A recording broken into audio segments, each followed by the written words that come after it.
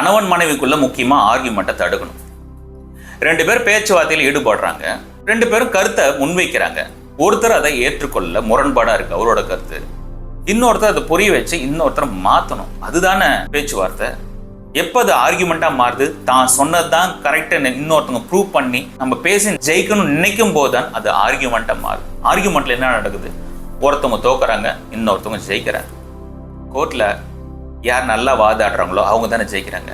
அது மாதிரி இங்க பேச தெரிந்தவர்கள் ஜெயிக்கிறார்கள். அதனால பேச தெரிஞ்சவங்களோட கருத்து சரியா இருக்கணும்னு அவசியம் கிடையாது, தோத்தவங்களோட கருத்து தவறா இருக்கணும்னு அவசியம் கிடையாது. தோல்வி விட்டுறவருக்கு என்ன ஆகுது, கணவனோ மனைவியோ வலிக்குது. அவங்க சரியான நேரத்தை எதிர்பார்த்துக்கிட்டே இருக்காங்க, எப்படா இன்னொருத்தர் தவறு செய்வார்னு. ஒரு நாள் அவங்க இன்னொருத்தர் தவறு செய்யும் போது இந்த கணவனோ மனைவியோ என்ன பண்றாங்க, அன்னைக்கு மறுபடியும் ஒரு ஆர்கியூமெண்ட்டை தொடங்குறாங்க.